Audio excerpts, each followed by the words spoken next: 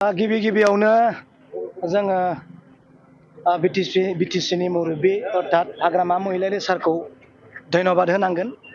बिथाङा आसामनिनो मन्त्रि अर्थात जोंनि बिपिएफ दोलोनिनो बिजाति चरण बर' सार, बिथाङा दिनै ट्रेन्सपर्ट मिनिस्टार। बिथांखौ हाग्रामा महिलारी सारा गले गले बुंबाय थादों होननानै जोंनो मोनथिहोदों जे बिटिसिआव ग्रिन बास नांगौ।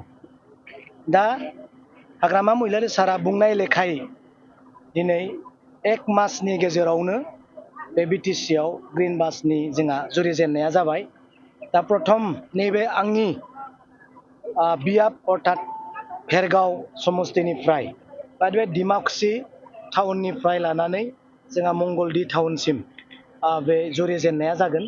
बेनिखायनो आङो समस्तिनि सासे मुरब्बी हिसाबै आङो हाग्रामा महिलारी सार आरो चरण बर' सार आरो लोगोसे जेसेबां जोंनि मिनिस्टारफोर दङ, लोगो जोंहा हेमन्त बिश्व शर्मा सार, बिथांनि सिङावनो थानाय जोंहा चरण बर' सार, बिथांमोनखौ आंनि गोसो गोरबोनिफ्राय समस्ति जानानै साबायखर बावदों।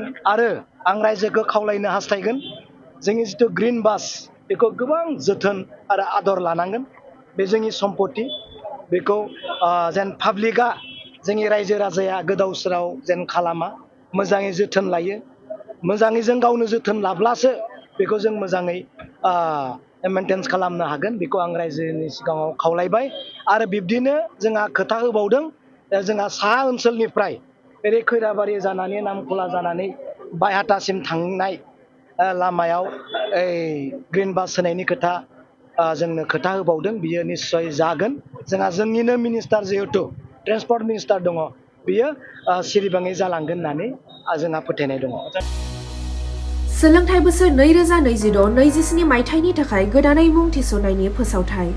कक्राझार जिल्लानि हाब्रुबारियाव थानाय सभा Brahma music and fine arts कलेजाव दासान्दि सोलिगासिनो दं फरायसाफोरनि गोदानै मुं थिसननाय। बे कलेजाव दासान्दि बेचेलर अफ फाइन आर्टस आरो बेचेलर अफ मिउजिकनि थाखाय फरायसाफोरनि मुं थिसननाया सोलिगासिनो। बेचेलर अफ फाइन आर्टस आयदायाव painting, graphics, applied arts, sculpture आरो बेचेलर अफ मिउजिक आयदायाव Hindustani music vocal, Kathak dance, tabla, violin, Bodo' folk डेन्सखौ लानो हागोन। बे कलेजाव जर'खायै हौवासा आरो हिन्जावसाफोरनि थाखाय आलादा आलादायै हस्टेलनि खाबुबो दं। मुं थिसननायनि बागै आबुं बाथ्राखौ मिथिनोब्ला नोंथांमोनहा नैबे जानबुं नम्बर 8011592282 एबा 9101808829 आव थोंजों फोनांजाब खालामनो हागोन।